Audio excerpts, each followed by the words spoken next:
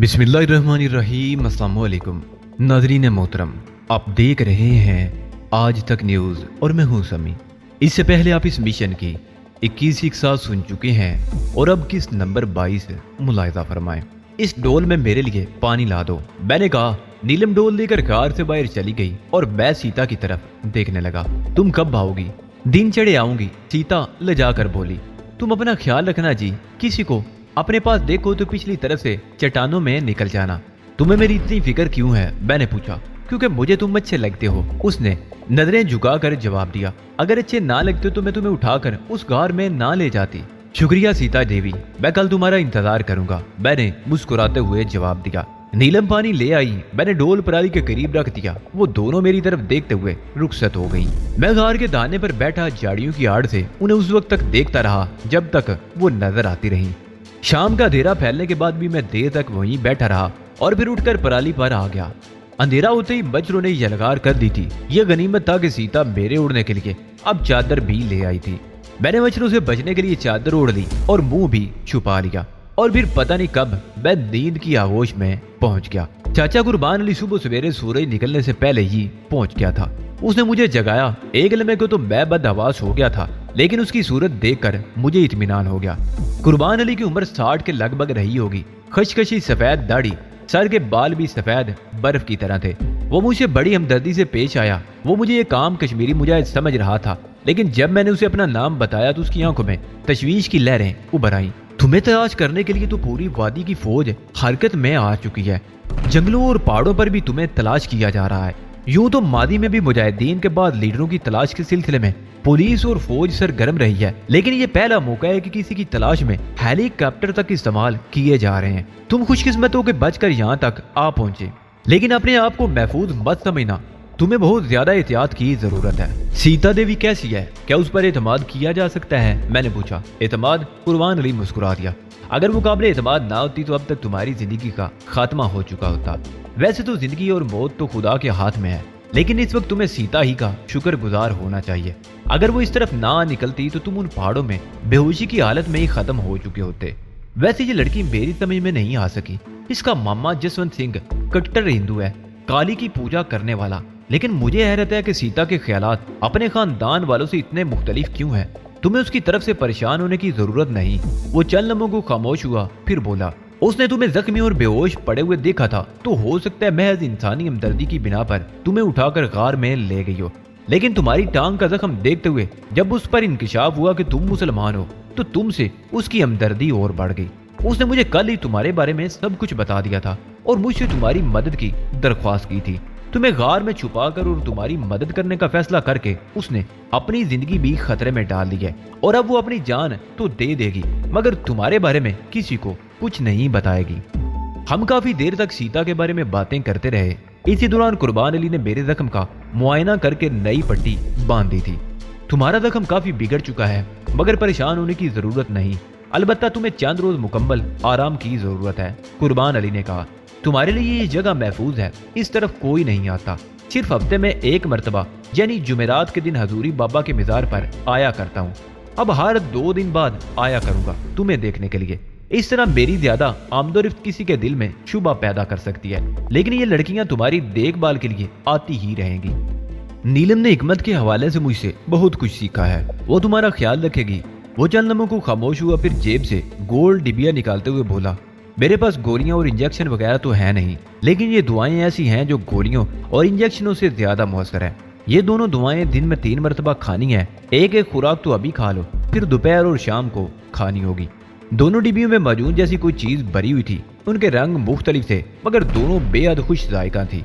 मैंने उंगली लगाकर ही चाट ली। ये काले रंग की दवा तुम्हारा जख्म खुश करेगी, कुर्बान अली कह रहा था, और ये सफेद दवा सिर्फ तुम्हारे दर्द को कम करेगी, बल्कि तुम्हें तवानाई भी फराहम करेगी। पहाड़ों और जंगलों में पाई जाने वाली जड़ी बूटियों में बड़ी तासीर होती है। जरूरत इस बात की है कि उन्हें सही तरीके से इस्तेमाल किया जाए। वो देर तक जड़ी बूटियों के बारे में बातें करता रहा। बाहर धूप फैलने लगी थी। अब तुम नाश्ता कर लो और आराम करो। ज्यादा चलने फिरने की कोशिश मत करना। दोपहर को नीलम तुम्हारे लिए खाना लेकर आ जाएगी, और अगर किसी वक्त ज्यादा तकलीफ हो तो नीलम को बता देना। कुर्बान अली उठकर खड़ा हो गया। उसने इधर उधर देखा और पानी का डोल उठाकर बाहर चला गया। कुर्बान अली मेरे लिए नाश्ते के अलावा खाने की एक दो और चीजें भी लेकर आया था। 10 मिनट बाद वो डोल में चश्मे से पानी भरकर ले आया और मुझे मोहतात रहने और आराम करने का मशवरा देकर रुखसत हो गया। मैंने ढोल के कुछ पानी से मुंह धोया, कुली की और नाश्ता करने लगा। नाश्ते के बाद मैं गार के दाने पर झाड़ियों की आड़ में बैठ गया और नशे में फैली हुई वादी को देखने लगा। बस्ती के कई घरों से धुएं की लकीरें उठती हुई दिखाई दे रही थी। मैं बैठे बैठे थक गया तो गार के अंदर आकर पराली पर लेट गया। मेरी टांग में अगरचे हल्का हल्का दर्द हो रहा था, लेकिन शदीद तनाव और खिंचाव की जो कैफियत पहले थी उसमें बड़ी हद तक कमी आ गई थी। नीलम और सीता 3 बजे के करीब आई। मैं उस वक्त गनूदगी में था, लेकिन उनके आ जाने से मेरी नींद काफूर होगी। वो मेरे लिए खाना और कपड़ों के एक जोड़ा और एक कंबल भी लेकर आई थी। गुज़िश्ता रात अगरचे मैंने चादर ओढ़ रखी थी, लेकिन रात भर सर्दी से ठिठुरता रहा था। कंबल के लिए सुबह मैंने ही कुर्बान अली से कहा था। सीता ने चश्मे से पानी लाकर मेरा मुंह हाथ धोया। पानी लाने के लिए वो घी का एक खाली डिब्बा साथ लेकर आई थी। मैं खाना खा रहा था और वो दोनों मेरे सामने बैठी हुई थी। सीता बड़े गौर से मुझे देखे जा रही थी। क्या देख रही हो? मैंने नवाला मुंह में रखते हुए पूछा। तुम्हारी उम्र कितनी होगी? 17 साल, मैंने जवाब दिया। बल्कि 17 साल 1 महीना और 6 दिन।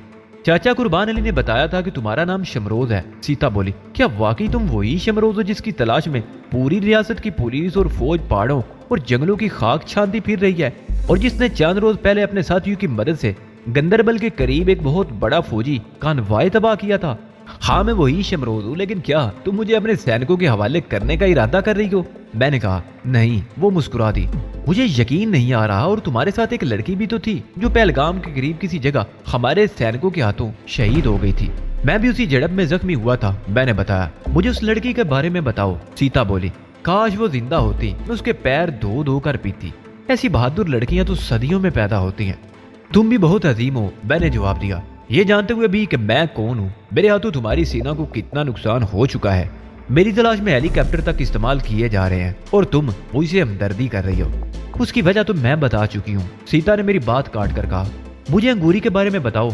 तुम दोनों का नाम हमेशा एक साथ सुना गया है।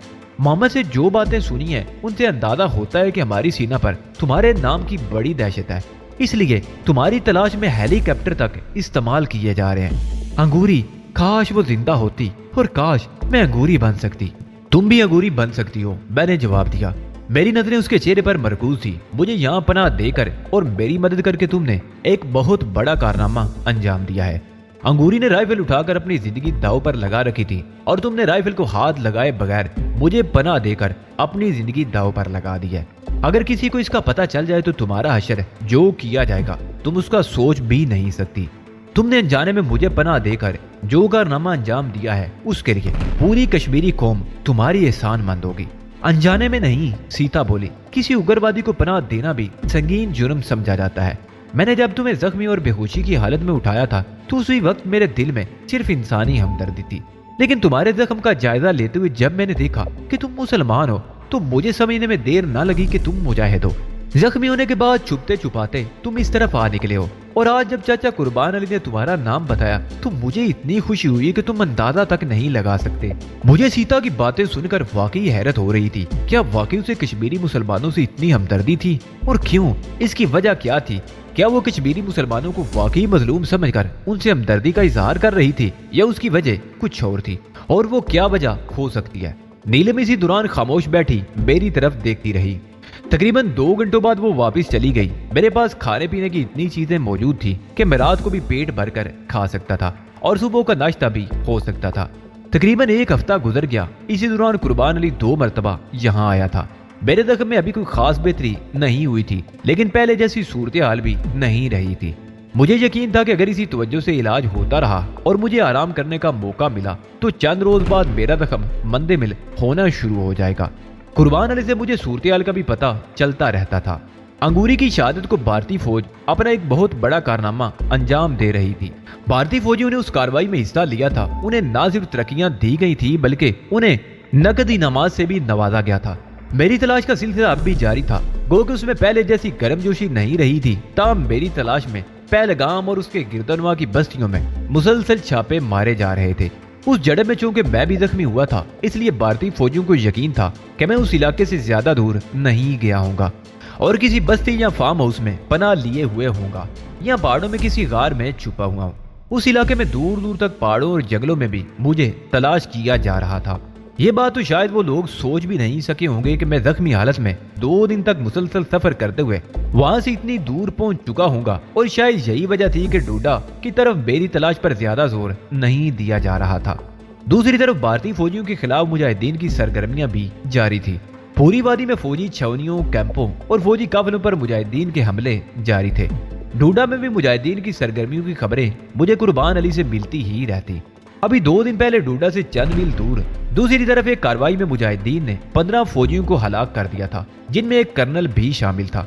भारतीय फौजी डोडा के गिरदोनवा में छोटी छोटी बस्तियों पर भी कश्मीरी मुजाहिदीन की तलाश में छापे मारते रहते थे, लेकिन ये बस्ती उनकी चीरादस्तियों से महफूज थी। और उसकी वजह ये थी कि एक घर के सिवा इस बस्ती के तमाम आबादी कट्टर हिंदुओं पर मुश्तमिल थी और यहाँ से कोई खतरा न था। चंद रोज और गुजर गए, मेरा जख्म मंदे मिल होना शुरू हो गया था। सीता और नीलम रोजाना ही किसी न किसी तरह छुप छुपा कर यहाँ आ जाती थी। उनकी वजह से मुझे भी बड़ा हौसला मिला था। सीता देवी की बातों से मेरी बड़ी ढारस बंधी थी। उनसे भी मुझे बहुत सी बातें मालूम होती रहती थी। नीलम कुछ लिए दिए रहती थी, लेकिन सीता मुझसे कुछ ज्यादा ही बेतकल्लुफ हो गई थी। मुझे भी वो अच्छी लगने लगी थी और मैं भी ज्यादातर उससे बातें करता रहता था, जबकि नीलम खामोश बैठी हमारी बातें सुनती रहती थी। कभी वो हम दोनों को बातें करता छोड़कर गार से बाहर चली जाती थी। ऐसे ही एक मौके पर सीता बातें करते हुए मेरी तरफ झुक गई और फिर अचानक ही उसने मुझे अपनी गिरफ्त में लेकर अपने होंठ मेरे गाल पर रख दिए। मेरे दिमाग में धमाके से होने लगे, पूरे जिस्म में करंट साथ दौड़ गया। गार के बाहर कदमों की आड़ सुनकर सीता ने तो मुझे छोड़ दिया, लेकिन मैं देर तक अपने गाल पर उसके होंठों की तपश महसूस करता रहा। नीलम ने अंदर दाखिल होकर हमारी तरफ देखा और फिर उसके होंठों पर खफीफ सी मुस्कुराहट आ गई। मेरे चेहरे को देखकर शायद उसने सूरत हाल का अंदाजा लगा लिया था।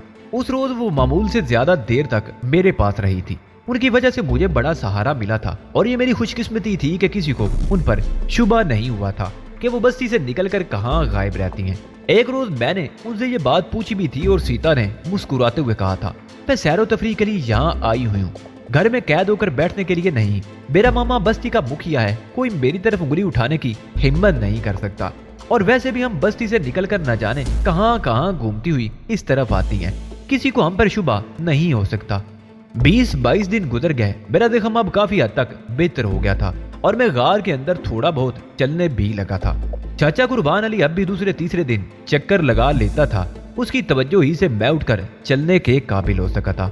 सीता अब कभी कभी अकेली भी आ जाती थी और जब वो अकेली आती तो कुछ ज्यादा ही खुलने की कोशिश करती। मेरी मुजामत उसके इरादों में रुकावट बनी हुई थी। उस रोज दोपहर को मैं ऊँग गया और फिर हल्की सी आड़ से मेरी आंख खुल गई। मेरी नजरें फौरन ही गार के दहाने की तरफ उठ गई। मुझे एक रंगीन आंचल सा लहराता हुआ नजर आया और निगाहों से ओझल हो गया। मेरे बिस्तर के करीब ही एक पोटली रखी हुई थी, उसमें खाना था। मुझे समझने में देर ना लगी कि सीता आज भी अकेली ही आई थी। मुझे सोते देखकर वो पोटली रखकर बाहर चली गई थी। मैं उसे आवाज देना चाहता था मगर इरादा बदल दिया और अपनी जगह से उठकर गार के दहाने की तरफ आ गया।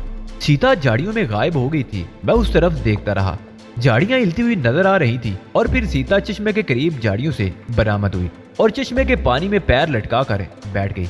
उसके साथ ही वो मुतजस्सिस नजरों से इधर उधर देख रही थी।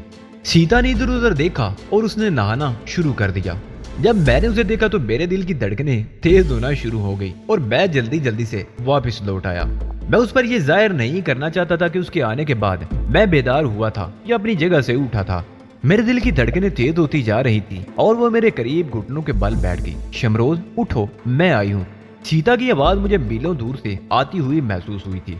मुझे आवाज देने के साथ ही उसने अपने सर को भी खोले से झटका दिया था। उसके बालों से नुचड़ते हुए पानी की चंद बूंदें मेरे चेहरे पर पड़ी और मैंने आंखें खोल दी। वो मेरे ऊपर झुकी हुई थी। उसके ब्लाउज का ऊपर वाला एक बटन खुला हुआ था। उसने अचानक ही मुझे अपनी बाहों में ले लिया।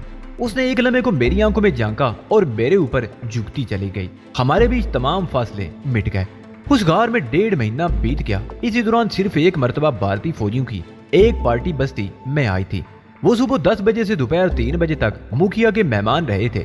मुखिया ने उनकी खूब खातिर मदारत की थी और उन्हें इत्मीनान दिलाया था कि बहुत अरसे से इस तरफ कोई बगोड़ा मुजाहिद नहीं आया। यहाँ सब शांति ही शांति है। उस बेचारे को क्या पता था कि उसकी बांजी मुजाहिदीन के सबसे खतरनाक लीडर को न सिर्फ पनाह दी हुई है बल्कि उसके साथ जवानी के मजे भी लूट रही है। मुझे अफसोस भी होता था कि मैं ये सब कुछ क्यों कर रहा हूँ। मैंने अब तक एक मुजाहिद की सी जिंदगी गुजारी थी, अंगूरी अरसा तक मेरे साथ रही थी। कई ऐसे मौके भी आए कि हम पटरी से उतर गए थे, लेकिन हमने हर मर्तबा अपने आप को संभाल लिया था और अपने काज को अव्वलियत दी थी। वहाँ सब हिंदुओं से कश्मीर की आजादी हमारी जिंदगी का पहला और आखिरी मकसद था और हम उस मकसद को पसे पुश्त नहीं डाल सकते थे। लेकिन सीता, उसने मुझे रास्ते से भटका दिया था। लेकिन मैं फौरन ही संभल गया। एक मर्तबा जो होना था हो चुका, उसे मैं अपनी भूल कह सकता था। दूसरी मर्तबा सीता मेरे करीब आई तो मैंने उसे समझा दिया कि वो एक मुखलस और बेलोस दोस्त की तरह मेरे साथ रहे तो मुझे कोई एतराज ना होगा। और उसके बाद सीता ने वाकई कोई ऐसी हरकत ना की। अब ये बात भी मेरी समझ में आ गई कि हिंदू होने के बावजूद सीता को हिंदुओं से इतनी नफरत और कश्मीरी मुसलमानों से इतनी हमदर्दी क्यों थी। ये बात मुझे सीता ही ने बताई थी। सीता के चचा का बेटा गोपाल सिंह इंडिया आर्मी में कैप्टन था और 6 महीने कश्मीर में ड्यूटी दे कर गया था। ये पिछले साल की बात थी। सीता जयपुर में थी और ग्रेजुएशन की तैयारी कर रही थी। बशीर अहमद नाम का एक मुसलमान लड़का भी सीता का दोस्त था। वो उसका क्लास फेलो था और वो दोनों अक्सर मिलकर स्टडी किया करते थे। कई बार ऐसे मौके भी आए थे कि बशीर अहमद चाहता तो सीता के साथ बहुत कुछ कर सकता था, मगर उसने कभी सीता को छुआ तक नहीं था। बशीर की शराफत के कायल तो सीता के घर वाले भी थे, इसलिए उन्होंने उन दोनों के मिलने पर कभी कोई एतराज नहीं किया। गोपाल सिंह कश्मीर से वापस आने के बाद जैसलमेर छावनी में तैनात हुआ था। वो महीने में एक मर्तबा जरूर जयपुर आता था। एक रोज सीता घर में अकेली थी कि गोपाल सिंह आ गया। उसने मौका से फायदा उठाते हुए सीता को दबोच लिया। मुजामत के बावजूद सीता अपने आप को बचाने में कामयाब ना हो सकी और बेबस चिड़िया की तरह फड़फड़ा कर रह गई। इत्तेफाक से उसी वक्त बशीर भी पहुंच गया। उसे सूरत-ए-हाल का अंदाजा लगाने में दुश्वारी पेश नहीं आई। उसने गोपाल सिंह को बुरा भला कहा तो गोपाल सिंह उसी पर पलट पड़ा और उसे पीटने लगा। बशीर दुबला पतला कमजोर सा लड़का था और पिटता रहा। ये हंगामा जारी था कि सीता के माता पिता भी घर पहुंच गए। गोपाल सिंह ने सारा इल्जाम बशीर पर धर दिया और उन्हें बताया कि उसने उसे रंगे हाथों पकड़ा है। सीता माँ बाप को बता रही थी कि उसके साथ बलात्कार बशीर ने नहीं गोपाल ने किया है, मगर गोपाल उल्टा उसी पर चढ़ दौड़ा कि वो अपने आशिक को बचाने के लिए उसे इल्जाम दे रही है। सीता का भाई बशीर को पीटने लगा। वो गोपाल के साथ मिलकर उसे देर तक पीटता रहा। फिर गोपाल उसे थाने ले गया। बशीर गरीब घराने का लड़का था और मुसलमान था। गोपाल एक मुअज्जर ठाकुर घराने का फर्द था और फौज में कैप्टन था। उसकी बात को ज्यादा अहमियत दी गई। बशीर को थाने में उल्टा लटकाकर इतना पीटा गया कि वो अपनी जान से हाथ धो बैठा। पुलिस ने उसके मुर्दा जिस्म में 2 गोलियां उतार दी और लाश सड़क पर फेंक दी और ये मशहूर कर दिया कि उसने थाने से भागने की कोशिश की थी। मुकाबले में मारा गया। सीता रो रो कर अपने माँ बाप को यकीन दिलाने की कोशिश करती रही कि बशीर ही बेकसूर था। उसके साथ ज्यादती गोपाल ने की थी, लेकिन उसकी बात पर किसी ने यकीन नहीं किया। बशीर का गरीब और मुसलमान होना ही उसका सबसे बड़ा जुर्म था। उसके कत्ल की तहकीकात भी नहीं की गई और ये केस ठप हो गया। सीता को अपने धर्म, अपने माँ बाप और अपने बहादुर सैनिकों से नफरत पैदा हो गई थी। वो तो अब तक ये सुनती रही थी कि कश्मीर में मुसलमान हिंदुओं पर शदीद मुजालम ढाए जा रहे हैं। फौज हिंदुओं को बचाने के लिए कश्मीर भेजी गई है, लेकिन अब वो हकीकत जान गई थी। वो समझ गई थी कि भारतीय फौज कश्मीर में क्या कर रही थी। इत्तेफाक से 2 महीने बाद उसका मामा जयपुर आया। वो चंद रोज बाद वापस लौटा तो सीता भी माँ बाप से जिद करके उसके साथ गई और यहाँ आकर उसने अपनी आंखों से सब कुछ देख लिया। वो अपने धर्म और अपने माँ बाप से इतनी शदीद नफरत करने लगी कि उसने कश्मीरी मुजाहिदीन की किसी पार्टी में शामिल होने का फैसला कर लिया। इस गर्ज से वो 2-3 मरतबा डूडा शहर भी गई थी, जहाँ वो ऐसे लोगों से राब्ता करने में कामयाब हो गई थी जो उसे मुजाहिदीन तक पहुंचा सकते थे। लेकिन उसका हिंदू होना आड़े आ गया और अब इत्तेफाक से सीता से मेरी मुलाकात होगी, इसलिए उसने अपने आप को खतरे में डालकर मेरी मदद की थी। सीता बहुत खुश थी। बिलाखिर एक कश्मीरी मुजाहिद से राब्ता करने में वो कामयाब हो गई थी और अब मैं सीता से मुलाकात पर अपनी जगह खुश था और सोच रहा था कि सीता से हिंदुओं के खिलाफ किस तरह काम लिया जाए। वो दोपहर का वक्त था। मैं गार में अपने बिस्तर पर लेटा ऊँग रहा था कि एक नुस्वानी चीख की आवाज सुनाई दी। मेरी आंख खुल गई और मैं बदहवास होकर इधर उधर देखने लगा। गार में कोई नहीं था और कोई मामूली सी आहट भी सुनाई नहीं दे रही। मैं नुस्वानी चीख की आवाज को अपना वहम समझा और मैंने दोबारा आंखें बंद कर ली। दरअसल मेरी जिंदगी का पिछला कुछ अरसा ऐसा ही हंगामा खेज गुजरा था। मैंने अपनी आंखों के सामने दरिंदा सिर्फ भारतीय फौजियों को मुसलमानों की बस्तियों को ताराज करते देखा था। हाँ, खून और लाशें عورتوں اور جوان لڑکیوں کی چیخیں ہر طرف سنائی دیتی تھی۔ ان بستیوں پر حملے کے کئی روز بعد بھی معصوم اور بے گناہ عورتوں اور لڑکیوں کی چیخیں میرے کانوں میں گونجتی رہتی تھی، اور پھر اسی طرح کا کوئی نیا واقعہ رونما ہو جاتا۔ اس طرح کشمیر میں تباہی اور بربادی کا ایک تسلسل تھا جو عرصے سے چل رہا تھا۔ میں پچھلے 2 مہینوں سے اگرچہ آبادی سے دور اس غار میں تھا، سیتا دیوی اور نیلم میرا ہر طرح سے خیال رکھے ہوئے تھی۔ اگرچہ غار لڑائی ہنگاموں سے بہت دور تھا، لیکن اس لڑائی کو میں نے کبھی ایک لمحے کو بھی فراموش نہیں کیا تھا جو کشمیری مسلمان طویل عرصے سے اپنی آزادی کر کے لڑ رہے تھے۔ اس غار میں میرے لیے مکمل پرسکون ہونے کے باوجود میرے دماغ میں کبھی کبھی دھماکے سے ہونے لگتے، اور بیڑیا صرف بھارتی فوجیوں کی بربریت کا شکار ہونے والی معصوم لڑکیوں اور بے گناہ عورتوں کی چیخیں میرے کانوں میں گونجنے لگتی، اور اس وقت میں نسوانی چیخ کی آواز کو اپنا وہم ہی سمجھا تھا۔ میں نے دوبارہ آنکھیں موند لی، نہ جانے کیا بات تھی کہ نیند اس وقت بڑی شدت سے مجھ پر غلبہ پانے کی کوشش کر رہی تھی۔ چند سیکنڈ بعد ہی چیخ کی آواز دوبارہ سنائی دی تو میں ایک جھٹکے سے اٹھ کر بیٹھ گیا۔ یہ میرا وہم نہیں ہو سکتا تھا، چیخ کی وہ آواز بہت واضح طور پر سنائی تھی۔ میں اپنی رائفل اٹھا کر تیزی سے غار کے دہانے کے قریب پہنچ گیا۔ اسی دوران چیخ کی آواز دوبارہ سنائی دی۔ میں نے دہانے سے کچھ اور آگے بڑھ کر سرسراتی ہوئی جاڑیوں کی آڑ سے جھانکنے لگا، اور پھر دوسرے لمحے مجھے سینے میں سانس رکتا ہوا محسوس ہونے لگا۔ چشمے کے قریب 2 بھارتی فوجیوں نے سیتا کو دبوچ رکھا تھا، اور سیتا اپنے آپ کو چھڑانے کی جدوجہد کر رہی تھی۔ ایک فوجی نے اس کا منہ دبا رکھا تھا، اور جب کسی وقت ہاتھ منہ سے ہٹ جاتا تو سیتا کی گٹی گٹی سی چیخ فضا میں نکل جاتی۔ سیتا کی ساڑی اس کے جسم سے الگ ہو چکی تھی، صرف پیٹی کوٹ اور بلاؤز بدن پر رہ گیا تھا۔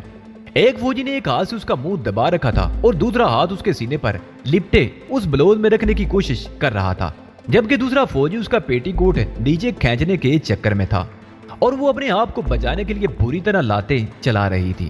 دونوں فوجیوں کی سب مشین گنیں چشمے کے کنارے پتھروں پر پڑی ہوئی تھی۔ میں رائفل اٹھائے قد آدم جھاڑیوں کی آڑ میں بڑی احتیاط سے نیچے اترنے لگا۔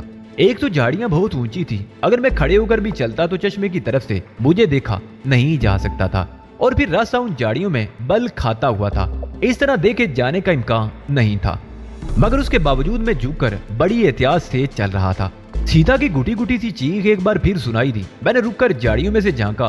سیتا اپنے آپ کو کسی طرح چھڑا کر ایک طرف کو بھاگ کھڑی ہوئی تھی، لیکن ان دونوں فوجیوں نے اسے پھر دبوچ لیا اور اسے اٹھا کر چشمے کے دوسری طرف لے جا رہے تھے۔ بستی کا فاصلہ وہاں سے اتنی دور تھا کہ اگر سیتا پھیپڑوں کی پوری قوت سے بھی چیختی تو اس آواز تک نہیں پہنچ سکتی تھی۔ البتہ یہ ممکن تھا کہ قرب و جوار میں موجود کوئی شخص اس کی آواز سن لے، لیکن لگتا تھا کہ اس وقت نوا میں کوئی نہیں تھا جو اس کے چیخنے کی آواز سن لیتا۔ میں نے اس کی آواز سن لی تھی اور اسے بچانے کے لیے نکل کھڑا ہوا تھا۔ سیتا کو بھی شاید یقین ہوگا کہ میں اس کی آواز سن لوں گا اور اس کی مدد ضرور کروں گا، لیکن حیرت کی بات یہ تھی کہ اس نے ایک مرتبہ بھی میرا نام لے کر مدد کے لیے نہیں پکارا تھا، جس کی وجہ شاید یہ بھی ہو کہ اس کا منہ دبا ہوا تھا اور اسے میرا نام پکارنے کا موقع ہی نہیں مل رہا تھا، یا ان فوجیوں کے سامنے جان بوجھ کر میرا نام نہیں پکارنا چاہتی تھی۔ وہ فوجی اسے چشمے کے دوسری طرف ایک چٹان کے پیچھے لے گئے۔ اس طرف سیتا کی چیخنے کی آواز ایک بار پھر سنائی دی۔ میں تیزی سے جھاڑیوں سے نکل کر چشمے کے قریب آ گیا۔ فوجیوں کی دونوں سب مشین گنیں ایک جگہ پڑی ہوئی تھی۔ میں نے محتاط نظروں سے نشیب میں بہت دور بستی کی طرف ادھر ادھر دیکھا۔ دور دور تک کوئی زیرو دکھائی نہیں دے رہا تھا۔ اس کا مطلب تھا کہ ان فوجیوں کا کوئی تیسرا ساتھی آس پاس موجود نہیں تھا۔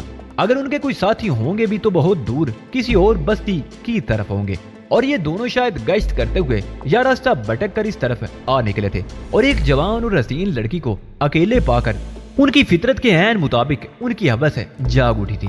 میں دبے قدموں چشمے کے اوپر سے گھوم کر اس چٹان کے قریب پہنچ گیا۔ دوسری طرف سے سیتا کی گھٹی گھٹی سی چیخوں اور دھینگا مشتی کی آوازیں سنائی دے رہی تھی۔ غالباً سیتا اپنے آپ کو بچانے کے لیے اب بھی بھرپور مزاحمت کر رہی تھی۔ میں چند قدم محتاط انداز میں آگے بڑھتا رہا اور پھر چھلانگ لگا کر چٹان کے دوسری طرف آ گیا، اور اس کے ساتھ ہی میرے دماغ میں دھماکے سے ہونے لگے، کیونکہ دونوں فوجیوں نے اسے پکڑ رکھا تھا۔ ایک اسے مکمل طور پر بے بس کرنے کی کوشش کر رہا تھا۔ میں چھلانگ لگا کر سامنے آیا تو آواز سن کر دونوں فوجی چونک گئے۔ ایک لمحے کو ان پر سکتے کی سی کیفیت طاری ہو گئی، لیکن انہوں نے فوراً ہی اپنے آپ کو سنبھال لیا۔ ان دونوں فوجیوں کی رائفلیں تو چشمے کے قریب ہی پڑی ہوئی تھی، البتہ دونوں کی سنگینیں ان کے بیلٹوں سے لگے ہوئے ہولسٹروں میں تھی۔ جو فوجی سیتا کو ٹانگوں سے پکڑ کر قابو میں کرنے کی کوشش کر رہا تھا वो संगीन के दस्ते पर हाथ डालता हुआ मेरी तरफ लपका, लेकिन मैंने उसे संगीन होलिस्टर से निकालने का मौका नहीं दिया और बड़ी फुर्ती से राइफल को नाल की तरफ से पकड़कर लट्टू की तरह घुमा दिया। राइफल का बट पूरी कुव्वत से उसके सर पर लगा, पटाख की आवाज उभरी और उसकी खोपड़ी के पर खचे उड़ गए। खून का फुवारा फूट पड़ा, उसका बेजा भी बिखर गया और उसके मुंह से सिर्फ एक आवाज निकली थी और वो तेवरा कर गिर गया और पानी से निकाली हुई मछली की तरह तड़पने लगा। दूसरे फौजी ने भी सीता को छोड़ दिया। उसके चेहरे पर शदीद खौफ और आंखों में बेपनाह वहशत उभर आई थी। मैंने बड़ी फुर्ती से राइफल को घुमाकर बट की तरफ से पकड़ा और उसे जद में ले लिया। उस बुज़दिल फौजी ने दोनों हाथ सर से ऊपर उठा दिए। सीता चंद तक परेशान नजरों से इधर उधर देखती रही, फिर अपनी जगह से उठी और दौड़कर मुझसे लिपट गई। वो थर थर कांप रही थी। मैंने एक हाथ से राइफल को संभाले रखा और दूसरे हाथ से उसका कंधा थपथपाने लगा। अपनी आवाज काबू में रखो सीता, मैंने कहा। मार दो शबरोज, मार दो इसे, छिलनी कर दो इसे। वो एकदम फट पड़ी। उसने हिंदू होकर एक हिंदू नारी की इज्जत लूटने की कोशिश की है। तुम मुसलमान हो, तुमने मुझे इन दरिंदों से बचाया, खत्म कर दो इसे भी। उसने जज्बात में आकर मुझसे राइफल छीनने की कोशिश भी की थी। होश में आओ सीता, मैंने कहा। तुम इस तरफ बैठ जाओ और देखो मैं इसका क्या हशर करता हूँ। और फिर मैंने बड़ी मुश्किल से सीता को अपने आप से अलग किया। वो दोनों घुटने समेट कर बैठ गई। दोनों बाहें उसने अपने घुटनों पर लपेट रखी थी। मैंने एक मर्तबा दूसरे फौजी की तरफ देखा। वो जिंदगी की कैद से आजाद हो चुका था। उसकी खोपड़ी से बहने वाला खून और बेजे के लोथड़े इधर उधर पत्थरों पर बिखरे हुए थे।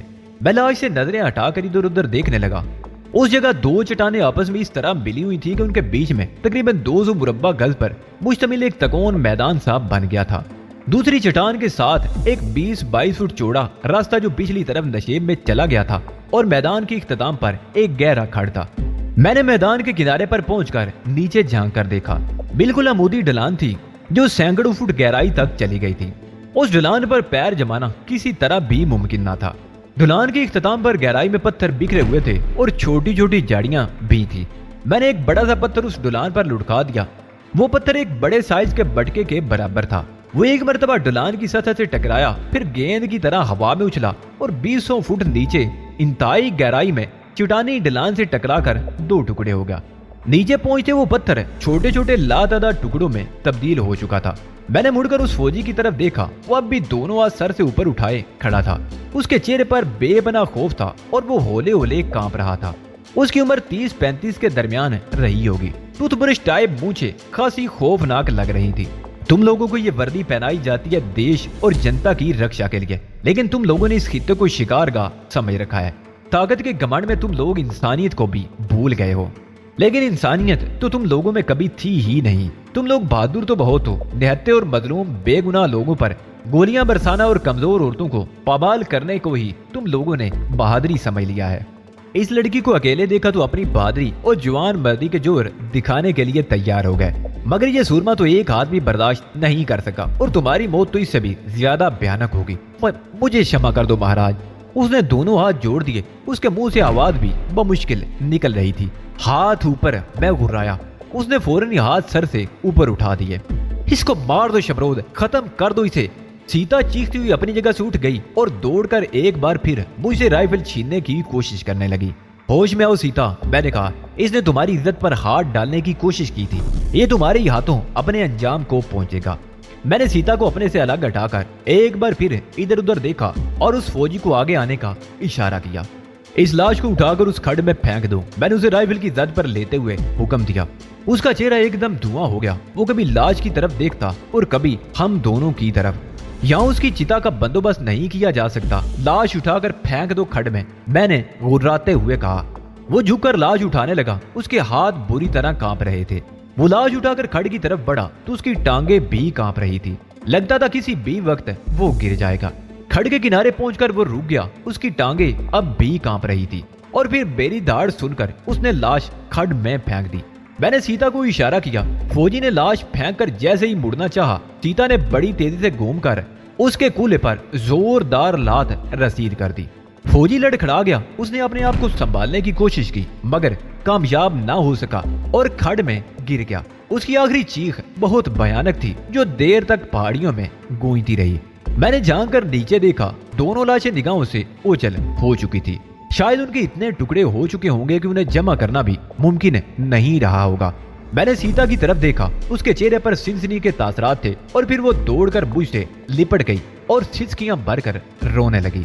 जब तक उन दोनों दरिंदों का अंत नहीं हो गया था मैं भी सिनसनी की लपेट में रहा था, लेकिन अब मैंने अपने आप को संभाल लिया था। मैं सीता की बरहना पुश्त सहलाते हुए उसे तसल्ली देने लगा। हम सारा दिन यहाँ खड़े नहीं रह सकते सीता, मैंने कहा। अपने कपड़े उठाओ और यहाँ से हट चलो, अगर कोई इस तरफ आ गया तो। यहाँ कोई नहीं आता, उसने मेरी बात काट दी और चेहरा ऊपर उठाकर मेरी आंखों में झांकते हुए बोली। अगर तुम ना होते तो ये दरिंदे पता नहीं मेरा क्या हशर करते। तुमने मुझे नया जीवन दिया है, मैं तुम्हारा ये एहसान कभी नहीं भूलूंगी। ठीक है, मगर इस वक्त यहाँ से चलो, मैंने कहा।